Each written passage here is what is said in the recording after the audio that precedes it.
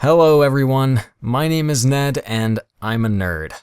Okay, I know that's not funny, but I'm about to tell you a story that still puts a knot in my stomach to this day, so just give me this, okay? When I say I'm a nerd, what I actually mean is that I'm really good with computers, and not just your regular confident user either. I've been writing code since I was 13, and after 4 years, I've gotten pretty good at it. Too good, actually. Before all this went down, I'd been working on a little project that wasn't exactly legal. It was a program that allows you to hack other people's phones. I didn't really plan on using it against anyone, I just love a good challenge. And if this challenge would allow me to mess with some popular kids' phones, then that's just a nice bonus.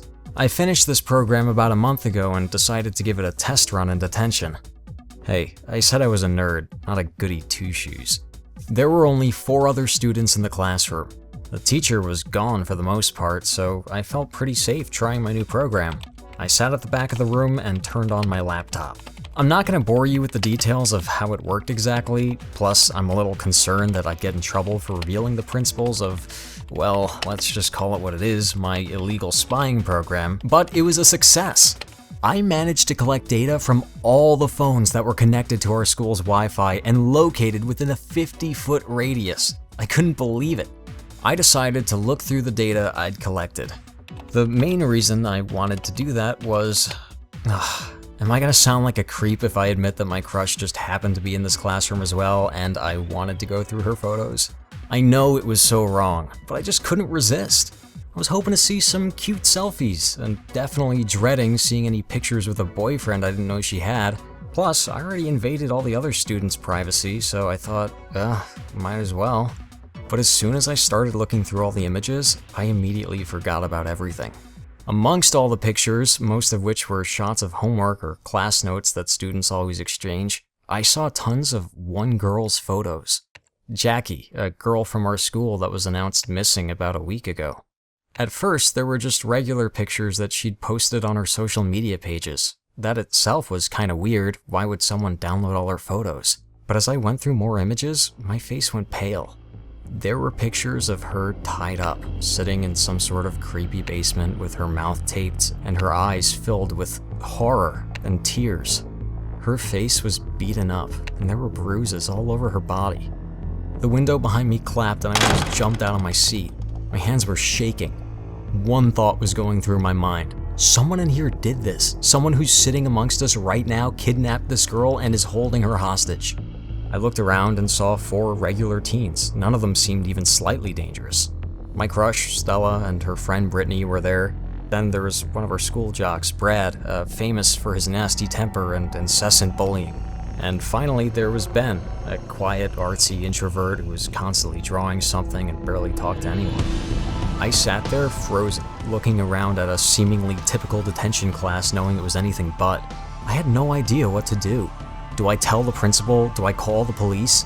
I knew that was the obvious thing to do, but I was scared. They'd find out I broke the law and send me to jail. Plus, what if Jackie was already dead? What if the police would think that I killed her and was just trying to pin it on someone else? I am embarrassed to admit it, but I chickened out and didn't go to the authorities right away. However, I couldn't just leave it either. I figured that since I was the one who saw those pictures, then I had to be the one to solve this thing and at least try to save Jackie. To find out whose phone all those horrific images came from, I had to hack each one individually. That was a very time-consuming process, and since I was in a hurry and filled with terror, I kept screwing up, which wasted even more time. I decided to start with the 2 girls. After all, isn't it always the seemingly innocent ones that commit the crime in all those horror and detective movies? Well, as I learned that day, real life isn't a movie.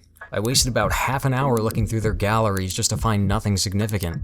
As I was about to start checking the other phones, the teacher came back to announce that we could go. For the first time in my life, I wasn't happy that detention was over. I didn't manage to check the guys' phones. I quickly glanced over and saw Ben and Brad getting their stuff and leaving. Jock boy Brad was the first one to jump to his feet. Our eyes met, and he gave me a weird look. It lasted for just a second, but I was so hyped up at that moment that this alone seemed suspicious to me. I didn't have much time to think of a game plan since he was about to leave, so I decided to improvise. I jumped up and rushed over to Brad. Hey, I'm sorry about Jackie. I forced myself to talk. I saw you guys together. Were you friends? What the? He gave me a stunned look. Why are you even talking to me? I just wanted to give my condolences. I tried to sound sincere, but my voice was shaking. As I was trying to justify my prying, Ben pushed past us and left the classroom. I barely noticed him. Look, you little creep. Brad pushed me up against the wall. I don't know what you're talking about, but it's in your best interest to stay away from me. Got it? I nodded. He let me go and stormed out of the classroom. I stood there for a while, not knowing what to do. At this point, I was almost sure that Brad was the kidnapper, but I couldn't really prove it without getting myself in trouble. And if I was going to, I needed to be 100% sure. But sneaking on Brad seemed way too dangerous, so I decided to follow Ben instead. If I could hack into his phone and check for sure that it wasn't him, then I'd know for a fact that Brad was responsible for Jackie's disappearance. I rushed out of the classroom and caught up with Ben.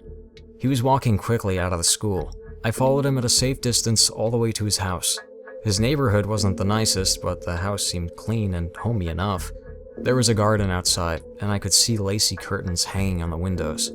I hid in the bushes and turned on my computer. I needed to catch Ben's Wi-Fi hotspot and locate his phone. It was taking a lot of time. After a while, I finally got in. His phone was clean.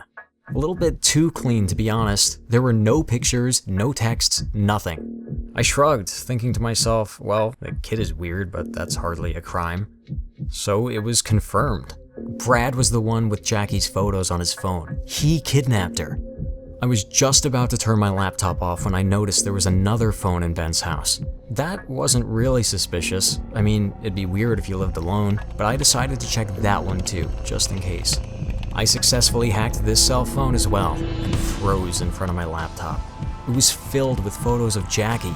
Not the ones I got from the class data, but really personal ones. Tons of selfies from different angles, her cat, her friends. It seemed as if it was Jackie's phone, I whispered to myself. The idea that Jackie may be inside that house freaked me out so much that I didn't really care anymore if I got in trouble. I called the police and told them that I knew that my classmate had abducted a girl and was holding her in his basement right now. I gave them the address and waited for them to arrive. After I hung up, I saw Ben come out of the house. He was taking out the trash. I was barely breathing, hiding in the bushes about 10 feet away. He threw the bag into the garbage can and started walking back when, all of a sudden, my phone started ringing. Talk about the worst possible moment for my mom to call. I immediately muted it, but it was too late. Ben had noticed me. I jumped up and ran away as fast as I could. All I remember after that was being hit on the back of the head and blacking out.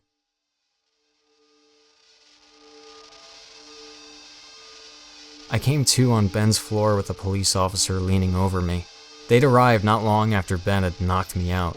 Calling the police actually saved my life. But it didn't help Jackie.